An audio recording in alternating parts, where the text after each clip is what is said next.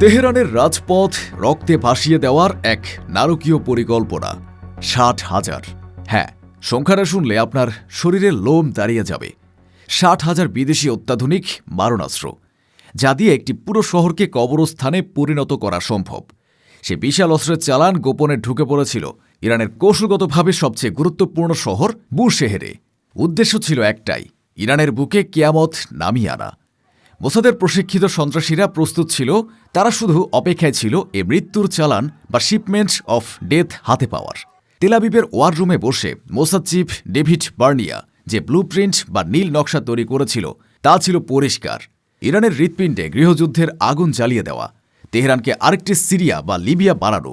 ইসরায়েলের প্রধানমন্ত্রী Benjamin Netanyahu ভেবেছিলেন গাজা আর লেবাননে মার খেয়ে এবার তিনি ইরানের পেটে ছুরি মারবেন। তিনি ভেবেছিলেন সমুদ্র পথে অস্ত্র পাঠিয়ে তিনি ইরানের স্থিতিশীলতা ধ্বংস করবেন। কিন্তু তিনি ভুলে গিয়েছিলেন ইরানের আকাশ বাতাস এমনকি সমুদ্রের ঢেউয়েও চোখ পেতে আছে তাদের গোয়েন্দা বাহিনী। মোসাদ ভেবেছিল তারা গোপনে কাজ সারবে, কিন্তু ইরানের বিপ্লবী গার্ড বাহিনী বা আইআরজিসির বাজ পাখির চোখ ফাঁকি দেওয়া কি এতই সহজ? মুহূর্তের এক ঝটিকা অভিযানে ভেস্তে গেল ইসরায়েলের বছরের পর বছর ধরে সাজানো কোটি কোটি ডলারের ষড়যন্ত্র। কোনো গুলি খরচ না করে, কোনো রক্তপাত ছাড়াই ৬০,০০০ বিদেশি অস্ত্র এখন ইরানের জিম্বায়। ইসরায়েল চেয়েছিল তেহরানে রক্তবন্যা বইয়ে দিতে, কিন্তু আজ সেই অস্ত্রগুলোই তাক করা হয়েছে তেল আবিবের দিকে। মোসাদের গর্ব আজ ধুলোয় মিশে গেছে, আর ইরানের বিজয় নিশান উঠছে বুশেহেরের আকাশে। কিন্তু প্রশ্ন হল, কিভাবে এত বিশাল পরিমাণ অস্ত্র ইরানের কঠোর নিরাপত্তা বেষ্টনে ভেদ করে বুশেহেরের মতো গুরুত্বপূর্ণ শহরে পৌঁছালো? এর পেছনে কি ঘরের শত্রু বিভীষণরা জড়িত?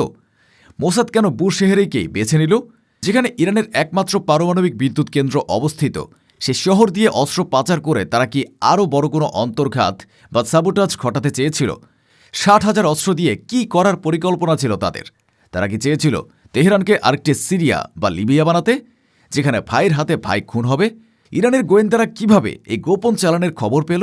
এটি কি মোসাদের গোয়েন্দা নেটওয়ার্কের সবচেয়ে বড় ব্যর্থতা, নাকি খোদ মোসাদের ভেতরেই ইরানের কোনো চর বা মোল বসে আছে?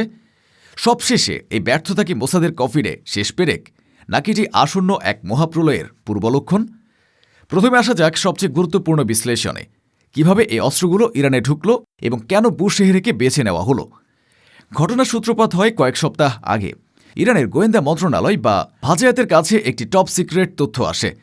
পারস্য উপসাগরের ওপার থেকে সন্দেহভাজন কার্গো জাহাজ বুশেহর বন্দরের দিকে আসছে। বাহ্যিকভাবে জাহাজটি ছিল সাধারণ বাণিজ্যিক পণ্যবাহী, যার নথিপত্রে লেখা ছিল ইলেকট্রনিক্স ও মেশিনারিজ। কিন্তু ইরানের গোয়েন্দারা জানতেন এর পেটের ভেতরে লুকিয়ে আছে বিষধর সাপ। মোসাদ এই অপারেশনের সাংকেতিক নাম দিয়েছিল অপারেশন সাইলেন্ট স্টর্ম। তারা বুশেহেরকে বেছে নিয়েছিল একটি সুনির্দিষ্ট কৌশলগত কারণে। বুশেহর ইরানের একটি ব্যস্ত সমুদ্র বন্দর এবং এখান থেকে তেহরানে যাওয়ার একাধিক রুট রয়েছে। কিন্তু এর চেয়ে বড় কারণ হল বুশেহেরে ইরানের পারমাণবিক বিদ্যুৎ কেন্দ্র অবস্থিত। মোসাদ ভেবেছিল আইআরজিসি বা বিপ্লবী গার্ড বাহিনী তাদের সমস্ত মনোযোগ পারমাণবিক কেন্দ্রের নিরাপত্তার দিকেই রাখবে। বন্দরের সাধারণ কার্গো চেকপয়েন্ট নজরদারি কিছুটা শিথিল থাকবে।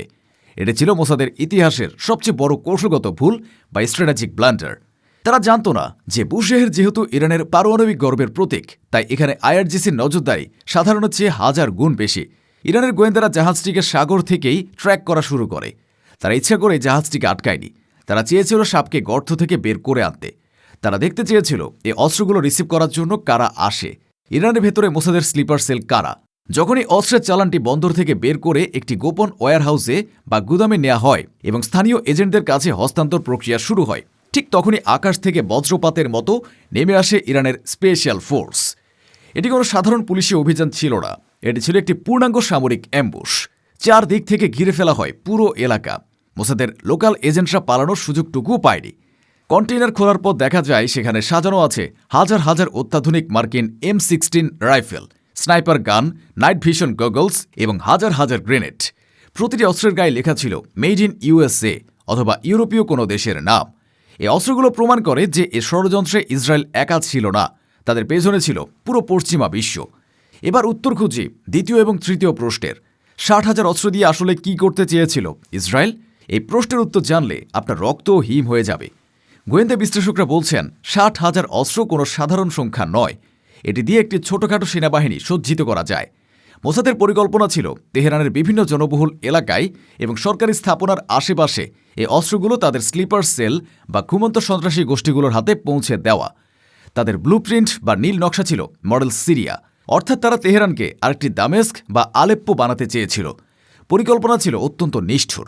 প্রথমত, তারা ইরানের অর্থনীতির নাজুক অবস্থার সুযোগ নিয়ে ছোটখাটো বিক্ষোভ বা আন্দোলনকে উস্কে দিত। দ্বিতীয়ত, যখন সাধারণ মানুষ রাস্তায় নামত তখন সেই ভিড়ের মধ্যে মিশে থাকা মোসাদের সন্ত্রাসীরা এই অস্ত্রগুলো ব্যবহার করে নিরাপত্তা বাহিনীর উপর গুলি চালাত। তৃতীয়ত, একই সাথে তারা সাধারণ বিক্ষোভকারীদের উপর গুলি চালাত, যাতে মনে হয় সরকার গুলি চালাচ্ছে। উদ্দেশ্য ছিল যখনই দুই পক্ষের মধ্যে সংঘর্ষ শুরু হবে তখন পুরো দেশ জুড়ে সহিংসতা ছড়িয়ে দেওয়া। তারা চেয়েছিল তেহরানকে একটি যুদ্ধক্ষেত্রে পরিণত করতে।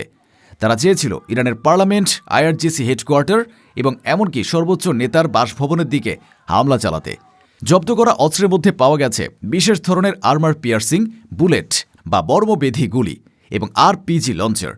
এ ধরনের অস্ত্র সাধারণত দাঙ্গা দমনে ব্যবহার করা হয় না। এগুলো ব্যবহার করা হয় যুদ্ধের ময়দানে ট্যাঙ্ক বা সাজোয়া যান ধ্বংস করতে। এর অর্থ পরিষ্কার, তাদের টার্গেট ছিল ইরানের শীর্ষ নিরাপত্তা কর্মকর্তা এবং আইআরজিসির কনভয়। ইসরায়েল সাম্প্রতিক সময়ে গাজা এবং লেবাননে হিজবুল্লাহ ও হামাসের কাছে মার খেয়ে দিশেহারা হয়ে পড়েছে। তারা বুঝতে পেরেছে বাইরে থেকে যুদ্ধ করে ইরানকে হারানো সম্ভব নয়, তাই তারা বেছে নিয়েছে প্রক্সি ওয়ার বা ছায়াযুদ্ধের পথ। তারা চেয়েছিল ইরানের মানুষকে একে অপরের বিরুদ্ধে লেলিয়ে দিতে, ইরানের ভেতরে ভাইয়ের হাতে ভাইকে খুন করাতে। কিন্তু ইরানের গোয়েন্দাদের সতর্কতায় আজ সেই ভয়াবহ রক্তপাত এবং গৃহযুদ্ধ এড়ানো সম্ভব হয়েছে। সবশেষে ইরানের গোয়েন্দারা কিভাবে জানল? এটি কি মোসাদের ব্যর্থতা? হ্যাঁ, এটি মোসাদের ইতিহাসের অন্যতম বড় ব্যর্থতা এবং ইরানের গোয়েন্দা বাহিনীর এক ঐতিহাসিক বিজয়। ইসরায়েল নিজেদের গোয়েন্দা সংস্থাকে অজেয় এবং সর্বজ্ঞানী মনে করে, কিন্তু ইরানে তারা বারবার নাকে খতকাচ্ছে। কারমানে বিস্ফোরণের চেষ্টা ব্যর্থ হয়েছে, ইস্পাহানে ড্রোন হামলা ব্যর্থ হয়েছে, নাতানজে সাইবার হামলা ব্যর্থ হয়েছে, আর আজ পুরো বুশহেরে এই 60,000 অস্ত্রের চালান ধরা পড়া। এই সব কিছুই প্রমাণ করে যে ইসরায়েলের গোয়েন্দা নেটওয়ার্ক ইরানে পুরোপুরি ভেঙে পড়েছে। ইরান প্রমাণ করেছে তাদের কাউন্টার ইন্টেলিজেন্স বা পাল্টা গোয়েন্দা ব্যবস্থা বিশ্বের অন্যতম সেরা। বিশ্লেষকরা মনে করেন ইরানের এ সাফল্যের পেছনে দুটি কারণ থাকতে পারে। এক, ইরান মোসাদের এনক্রিপ্টেড যোগাযোগ ব্যবস্থা বা সাইবার নেটওয়ার্ক হ্যাক করতে সক্ষম হয়েছে, যার ফলে তারা অস্ত্র পাচারের প্রতিটি পদক্ষেপ আগে থেকে জানত। দুই, এবং যেটি ইসরায়েলের জন্য সবচেয়ে ভয়ের কারণ, খোদ মোসাদের ভেতরেই ইরানের কোনো সোর্স বা ডাবল এজেন্ট বসে আছে যে তেল আবিবের ওয়ার রুম থেকে প্রতিটি গোপন খবর তেহরানে পাচার করছে। সবচেয়ে বড় কথা হলো ইরান এ অপারেশনের মাধ্যমে মোসাদের পুরো নেটওয়ার্কটিকে চিহ্নিত করে ফেলেছে। গ্রেফতারকৃত এজেন্টদের কাছ থেকে যে তথ্য পাওয়া যাবে তা দিয়ে ইরান হয়তো ইসরায়েলের ভেতরেই পাল্টা আঘাত হানবে। 60,000 অস্ত্র জোগাড় করা, জাহাজে লোড করা এবং ইরানে পাঠানো, এই পুরো প্রক্রিয়ায় খরচ হয়েছে শত শত কোটি ডলার, আর সেই সব টাকা আজ ইরানের পানিতে গেল। ইসরায়েলি মিডিয়া এখন এই ঘটনা চেপে যাওয়ার চেষ্টা করছে। তারা লজ্জায় মুখ লুকাচ্ছে, কারণ তারা জানে ইরান এখন পাল্টা আঘাতের প্রস্তুতি নিচ্ছে, আর ইরানের আঘাত নিঃশব্দে আসে, কিন্তু তার রেশ থাকে বহু বছর। বুশহেরের এই অস্ত্র উদ্ধার অভিযান বিশ্বকে একটি পরিষ্কার বার্তা দেয়, ইরান কোনো সাধারণ রাষ্ট্র নয়, এটি বিপ্লবের দেশ, এটি প্রতিরোধের দেশ। তেল আবিব যতই ষড়যন্ত্র করুক, যতই অস্ত্র পাঠাক, বিপ্লবী ইরানের দুর্ভেদ্য দেয়াল ভাঙার ক্ষমতা তাদের নেই। মোসাদ আজ আবার ধুলোয় লুটিয়েছে। বুশহেরের এই অভিযান ইতিহাসের পাতায় লেখা থাকবে ইরানের গোয়েন্দা বাহিনীর এক মাস্টার স্ট্রোক হিসেবে। 60,000 অস্ত্র যা হতে পারত ইরানের ধ্বংসের কারণ, তা আজ ইরানের শক্তির প্রতীকে পরিণত হয়েছে। ইসরায়েল চেয়েছিল আগুন জ্বালাতে, কিন্তু সেই আগুনে আজ তাদেরই হাত পুড়ল। তেহরান সুরক্ষিত, বুশহের নিরাপদ, আর ইরান অবিচল।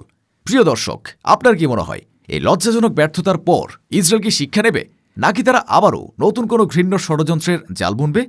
ইরানের এই নিরাপত্তা ব্যবস্থা নিয়ে আপনার মতামত কি? কমেন্টে জানান। ভিডিওটি ভালো লাগলে লাইক দিন এবং শেয়ার করে ইসরায়েলের এই পরাজয়ের খবরটি সবার কাছে পৌঁছে দিন।